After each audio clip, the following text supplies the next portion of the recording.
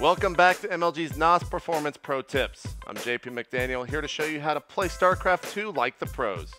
If you're looking for the ultimate StarCraft rag to riches story, one need not look further than the career of Violet. In May, we saw Violet win his first MLG tournament at the second Spring Arena.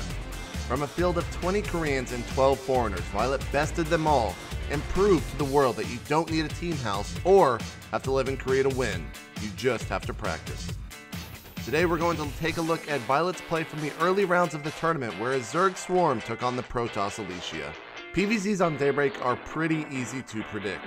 In a normal macro-based game, the Zerg will open 3 hatch and the Protoss will forge fast expand. Fights typically happen at the Zerg's 3rd base, and if he defends against the 2 base all in, he will take the fight to his opponent. If he loses the 3rd, most of the time he loses the game.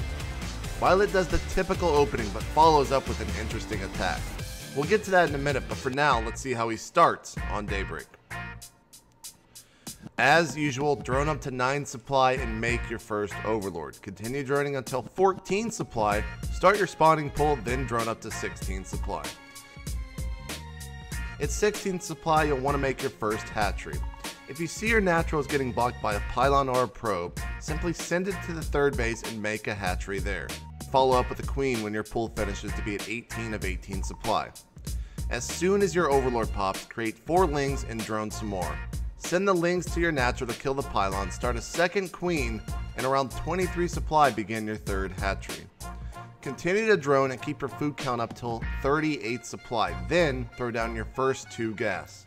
Get your 3rd queen out around 50 supply and drone till 53 supply or 43 drones. At this point, you'll want to start your Roach Warren and an evolution chamber back at home.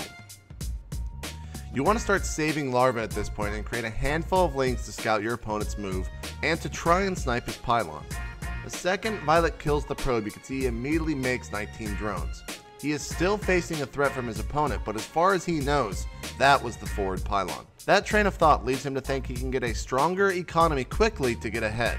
Around this point, 70 supply, make sure to start ling speed as well as a couple of overlords. When Violet darts up and sees the pylon, he begins roach production and is able to force this attack out due to his superior macro and the economic risk he took earlier.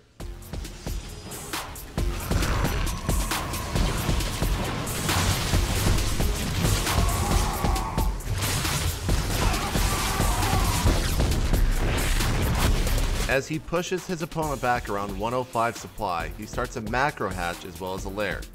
Go and check the 3rd like Violet does here, and if you don't see anything, go up into your opponent's natural to see if you can pick off an upgrading forge or a cybernetics core.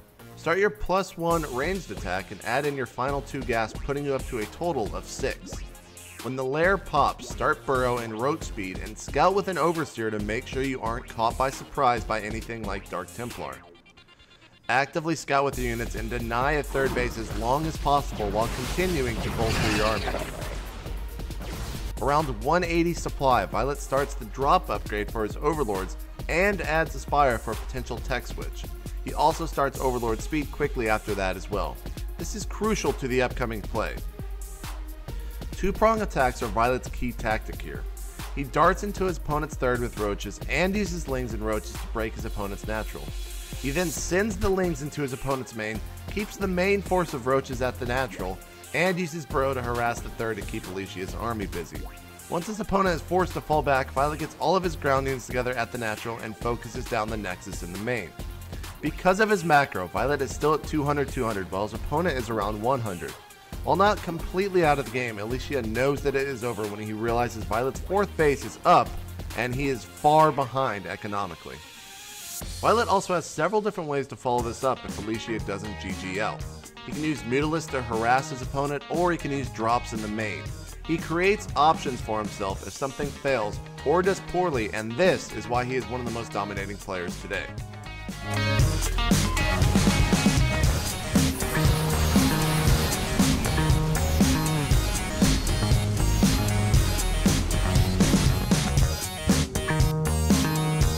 The 3 tips to Violet's success are: number 1, don't get upset if your opponent blocks their hatchery at the start of the game.